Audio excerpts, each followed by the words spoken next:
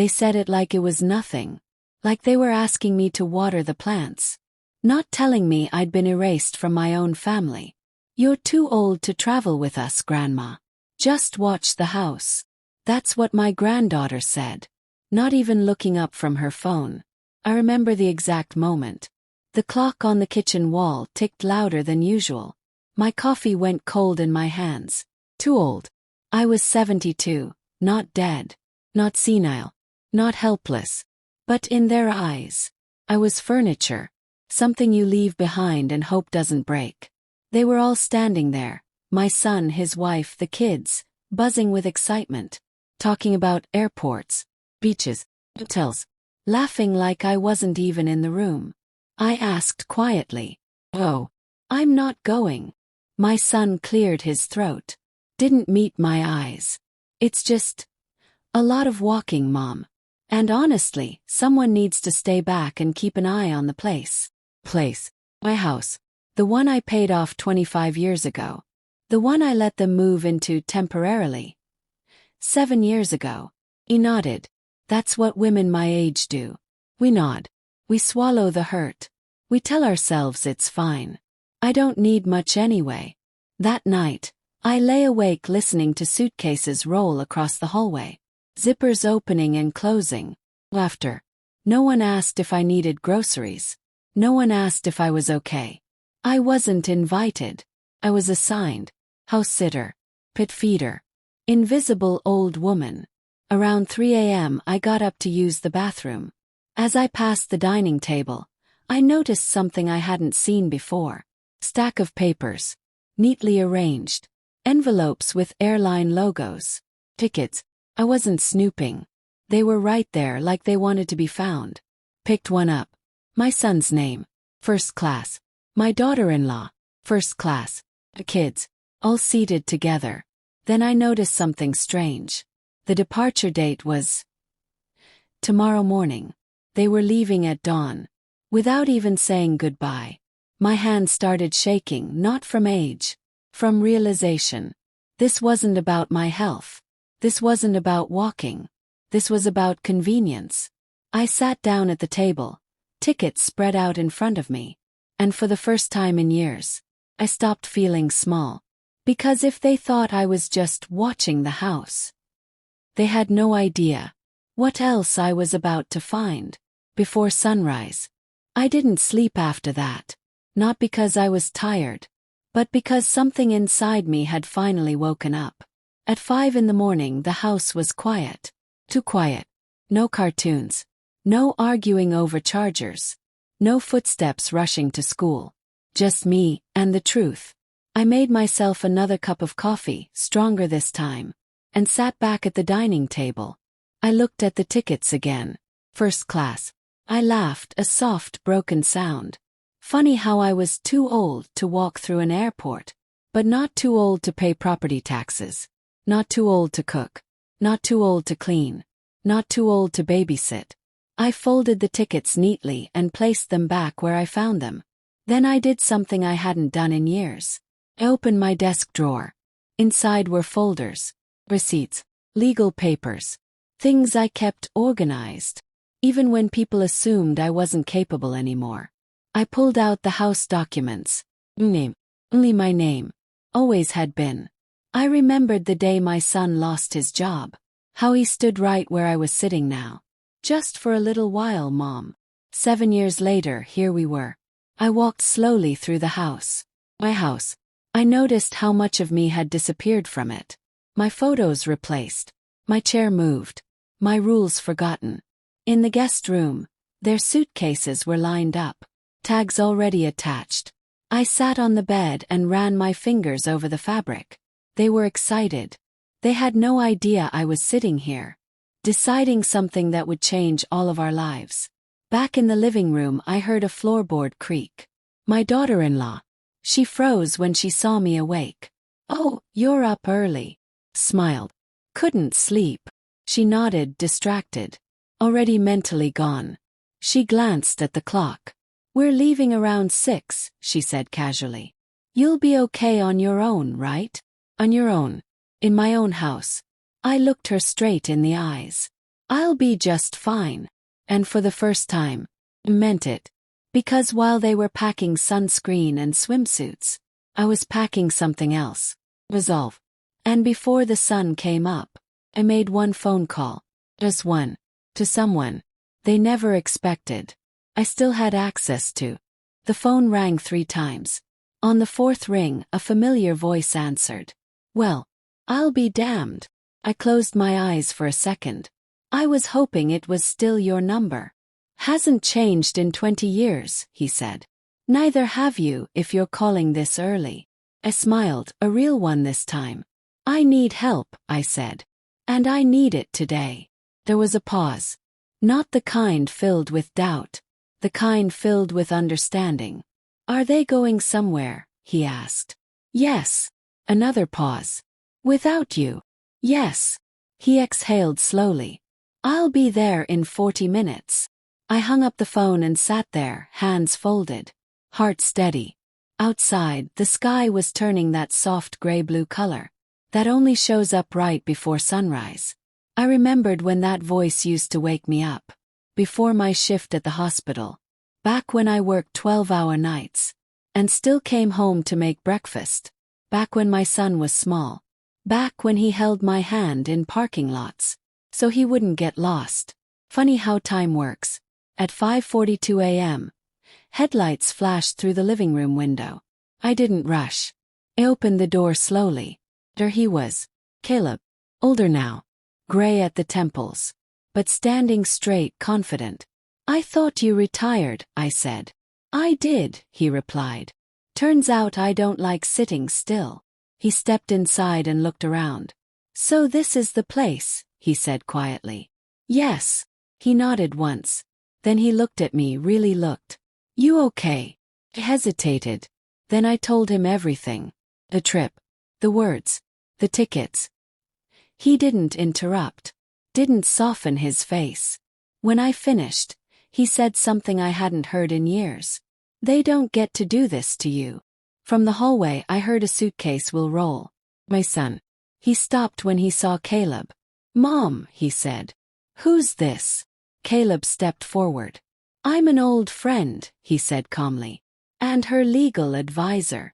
The color drained from my son's face. That's not necessary, he said quickly. We're just heading out. I folded my hands. Sit down, I said. My son laughed nervously. Mom, we're running late. I didn't raise my voice. I said sit down. Something in my tone must have reached him. 'Cause he did. So did his wife. The kids hovered by the stairs, confused. Caleb placed a folder on the coffee table. Inside were documents. Deed. Bank statements. Agreements. This house, Caleb said, tapping the paper, belongs solely to her. My daughter-in-law opened her mouth. Caleb held up a finger. You've been living here under a verbal agreement, he continued. No rent. No lease. No ownership. Silence swallowed the room. My son swallowed hard. Mom, what is this? I met his eyes. This, I said, is me remembering who I am. Outside a car honked. Their ride to the airport. And suddenly, they weren't in a hurry anymore. The honking outside came again. Longer this time. Impatient. My daughter-in-law glanced toward the window, then back at me, forcing a smile. Mom, we can talk about this later, she said. We're going to miss our flight. Caleb didn't move. There is no later, he said calmly. Today is the deadline. My son rubbed his face with both hands. Mom, please, he said. You're blowing this way out of proportion. I felt something twist in my chest. Not guilt, memory. The night he came home at 17, drunk and scared. The night I stayed up waiting. The night I told him, no matter what, this is your home. I stood up slowly. You told me I was too old to travel, I said. You told me to watch the house. I looked around. So I am. My daughter-in-law's voice sharpened. We didn't mean it like that. I met her eyes. But that's how you said it. Caleb slid another paper across the table. Notice of termination, he said. Effective immediately. My son's head snapped up. You can't be serious. He nodded. I am. The kid stared at me now, wide-eyed, not scared, confused. Grandma, my granddaughter whispered. Are we not going to the beach? It hurt. Cut deeper than anything else. I crouched down in front of her. You might, I said softly. But not today. My daughter-in-law shot up from the couch. This is insane, she snapped. You're ruining everything. I stood back up. No, I said. I'm ending something. Silence. Caleb checked his watch. You have 48 hours to vacate, he said. I suggest you cancel your travel plans. The honking outside stopped. I realized something then. They had cancelled the ride. They weren't going anywhere. My son's shoulders slumped. You'd really throw us out? He asked quietly. Your own family. I felt my throat tighten, but my voice stayed steady. I didn't throw you out, I said. You walked away first. My daughter-in-law grabbed her phone, fingers flying. Calling someone. Anyone. But there was no one to save them from this moment. Outside, the sun finally broke through the clouds. Morning had come. And with it, the consequences. They tried guilt first. That's always the first weapon. My son stood up, eyes glassy, voice softer now. Mom, you know how hard things have been for us. I stayed quiet. You know I lost my job during the pandemic, he continued. We were drowning. You said you'd help. He nodded. I did help. My daughter-in-law jumped in, arms crossed. We never asked for a handout, she said sharply. You offered. That word stung. Offered. As if it hadn't come with years of late nights. As if it hadn't cost me pieces of myself. Caleb didn't speak. He just watched. I walked to the kitchen, poured myself a glass of water, and leaned against the counter. I offered because you were my son, I said. I offered because you had children. I turned back to them. But I didn't offer to disappear. My daughter-in-law scoffed. This is about one trip, she said. You're blowing up our lives over a vacation. I shook my head slowly. No, I said. This is about every time you spoke over me. Every time you decided for me. Every time you forgot I was still here. My son's voice cracked. I didn't mean to hurt you. I finally raised my voice. Just a little. Intent doesn't erase impact. Silence fell again. The kid sat on the stairs, watching, absorbing. Learning something I never meant to teach this way. My granddaughter wiped her eyes. Grandma, she said quietly. Did we do something wrong? I crossed the room and hugged her. No, sweetheart, I whispered. This is grown-up stuff. When I stood up, my daughter-in-law was crying now. Real tears.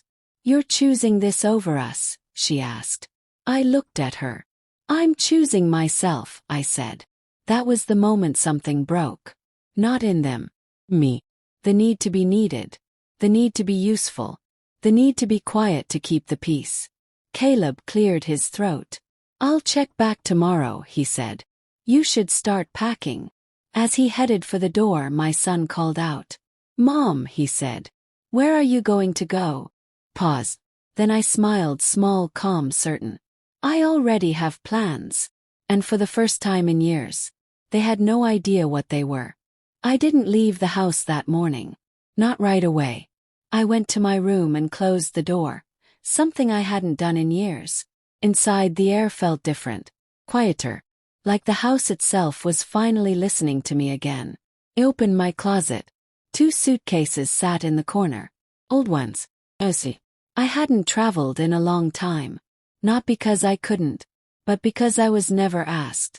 I laid one on the bed and opened it. I didn't pack clothes first. Packed memories. An old photo of my late husband, smiling on a beach we once promised to return to. A folded letter from my mother, yellowed with time. A hospital badge from my final year of work. Proof that I had lived. From the hallway I could hear voices, hushed, urgent. They were panicking now.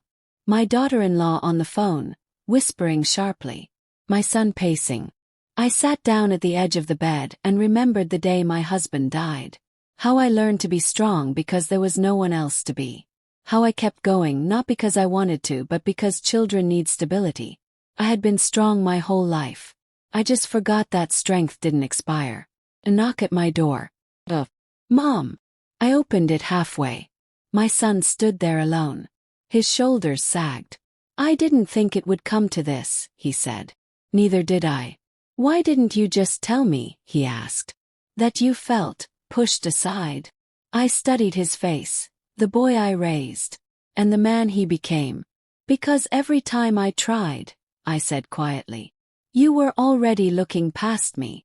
His eyes filled. I was scared, he admitted. Of taking care of you. That surprised me. Taking care of me. I repeated. He nodded. What if something happened while we were gone? I took his hands. You don't protect people by erasing them, I said. You protect them by standing beside them. He nodded slowly. Closed my suitcase. I'm not doing this to punish you, I said. I'm doing this so you remember me. When I stepped back into the hallway, my daughter-in-law watched from the stairs. Silent. Measuring. Something had shifted. By noon the house was divided. Not by walls, but by truth. And by the end of the day, someone else was going to arrive. Someone they never wanted. Involved. The knock came just after sunset. 3 firm taps. Not rushed. Not hesitant. Confident. My daughter-in-law froze halfway down the stairs. My son looked at me. He nodded. I'll get it. When I opened the door, a woman stood there. Early 60s, sharp eyes, calm posture. Well, she said softly. It's been a long time. I felt my chest tighten. Linda, I said. She stepped inside without waiting for permission. The room went silent. My son stared at her. Who is this? Linda turned to him. I'm the one who helped your mother keep this house, she said. When your father died. My daughter-in-law stiffened. You're a lawyer. Retired, Linda replied. But still licensed. She sat down, crossing her legs. I heard there was some confusion about ownership. No one spoke. Linda pulled a folder from her bag.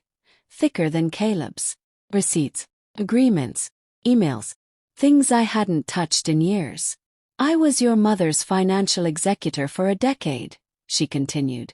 Before she decided to handle things herself. My son's face paled. You never told me that. I folded my hands. You never asked. Linda looked around the room. Your mother has been remarkably generous, she said. Covering expenses. Paying bills. Absorbing debt. I paused. And being quietly disrespected in return. My daughter-in-law's voice cracked. This feels like an ambush. Linda met her gaze. No, she said. This is a reckoning. The kids watched from the stairs again. Always watching. Linda turned back to me. Do you want me to explain the trust? She asked. My son's head snapped up. Trust? He nodded. Yes, I said. The one your father and I set up. Silence. Real silence this time. Linda opened the folder. This house, she said, is not the only asset. My daughter-in-law's breath hitched. Linda continued. There is a living trust, she said calmly. And its conditions have just changed. That's when I saw it. Fear. Not of losing a vacation. Of losing control. And suddenly, they were listening. Linda didn't rush. She never did. She opened the folder slowly, like each page deserved respect. This trust, she said, was created after your father passed. My son leaned forward. Why didn't I know about it? Linda didn't even look at him. Because it wasn't yours, she replied. The room felt smaller. This trust, she continued, exists for one reason, to protect your mother. He turned to me. You were very clear, she said. You didn't want anyone making decisions for you again. I remembered signing those papers. My hands shaking, my heart broken, but my mind steady. Linda tapped the document. Until yesterday, she said. The beneficiaries remained unchanged. My daughter-in-law swallowed hard. And now, you spoke. I amended it. Linda nodded. The conditions are simple, she said. Respect, care, and inclusion. My son frowned. You're saying if we don't? There is no if, Linda interrupted. The trust automatically redistributes. To who? My daughter-in-law whispered. Linda closed the folder. To organizations, care facilities, charities your mother personally selected. I watched their faces. They had never considered a future where I wasn't their safety net. This isn't punishment, I said. This is protection. The kids shifted on the stairs. Grandma, my grandson asked. Are we in trouble? I smiled softly. No, sweetheart. Linda stood up. This is your mother's life, she said firmly. You don't get to sideline her and still benefit from her stability. My son's voice broke. I didn't know you felt so alone. I met his eyes. Loneliness doesn't come from being by yourself, I said. It comes from being ignored in a crowded room. Silence settled again. Heavy. Final. Linda gathered her things. I'll be in touch, she said. After you've made your decision. She left without another word. When the door closed, something else did too. The illusion that I would always be there, no matter how I was treated. And for the first time, I felt free. No one spoke for a long time after Linda left. The house felt hollow, like a storm had passed through it and taken the air with it. My son finally sat down on the couch, elbows on his knees. I never meant to make you feel disposable, he said. Disposable. The word hung there. I sat across from him. I know, I replied. But intention doesn't erase years of silence. My daughter-in-law stood near the window, staring out. I thought I was helping, she said quietly. I thought keeping things simple was better. For who? Asked. She didn't answer. That night I cooked dinner. Not out of obligation, but out of habit. We ate in silence. No phones, no TV. Just the sound of forks against plates. The kids went to bed early. I stayed up. In my room, I opened my laptop. Another thing I hadn't done in a while. I searched flights. Not beach resorts. Cities I'd always wanted to see. Places my husband and I used to talk about late at night. When dreams still felt possible. Booked one. Just one ticket. For me. In the morning, my son noticed the confirmation email on the printer. You're leaving, he asked. Yes. When? Soon. My daughter-in-law watched from the hallway. Where will we go? She asked. I looked around the house. You have 46 hours left, I said gently. Not angry. Not bitter. Just honest. That afternoon I walked through the neighborhood. People waved. Smiled. They had always seen me. I just forgot to see myself. When I came back, boxes were everywhere. They were packing. I stood in the doorway of my room, suitcase ready. For the first time in a long while. I wasn't being left behind. I was choosing to leave. The morning I left, the house felt unfamiliar. Boxes lined the hallway. Furniture bare. Walls quieter than they'd ever been.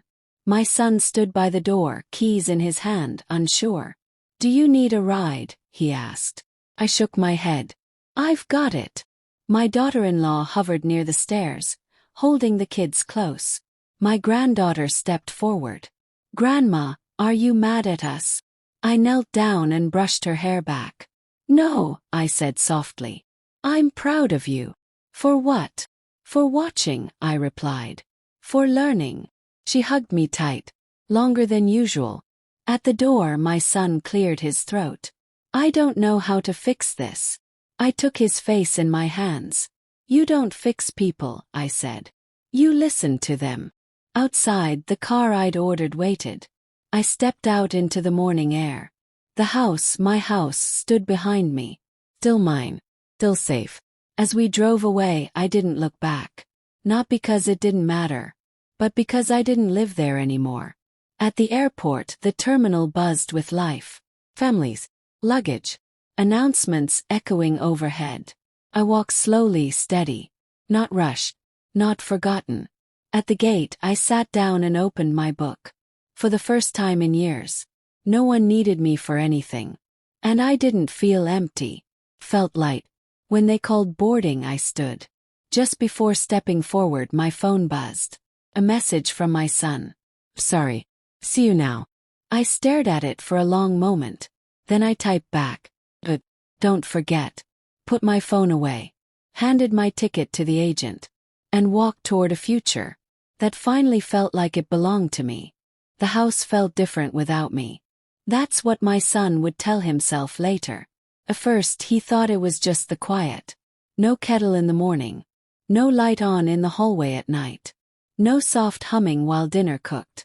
But after the second day, he realized something else was missing. Order. Bills started piling up. The fridge emptied faster than expected. The kids asked questions he didn't know how to answer. Why isn't Grandma here? Is she coming back? Did we do something wrong? He tried to reassure them. But reassurance doesn't fill absence. My daughter-in-law struggled the most.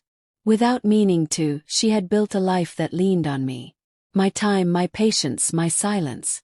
Now she noticed how much weight I'd been carrying. She found a note I'd left in the kitchen drawer. Not an apology.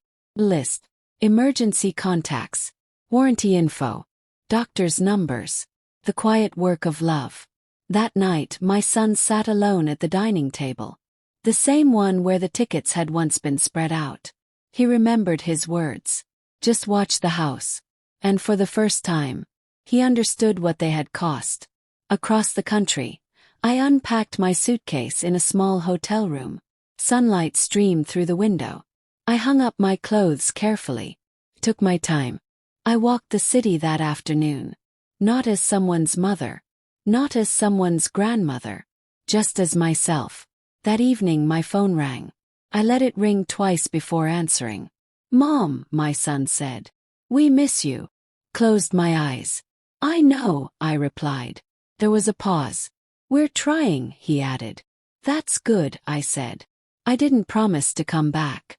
I didn't need to. Because for the first time in a long time, I wasn't waiting to be chosen. Weeks passed. Not quickly. Not slowly. Just naturally. I learned the rhythm of my new life. Morning walks without checking the clock. Coffee sipped, not rushed. Conversations with strangers who didn't know my past. Only my presence. I sat on a park bench one afternoon, watching families pass by. Laughter. Arguments. Love in motion. I didn't feel jealous. Felt grateful. One evening, an envelope arrived at my hotel. Handwritten. From my son. Inside was a letter. Not excuses. Not explanations. Accountability. He wrote about the house. About learning to cook properly. About the kids missing my stories. He wrote one line that made me cry.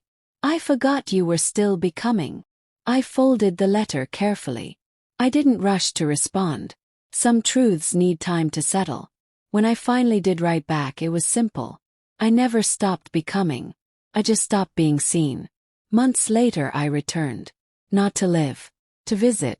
The house felt warmer, not because I was there, but because respect had finally taken root. They asked before assuming. Listened before deciding. And when it was time for me to leave again, no one told me I was too old.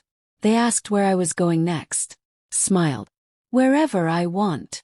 And this time, they meant it.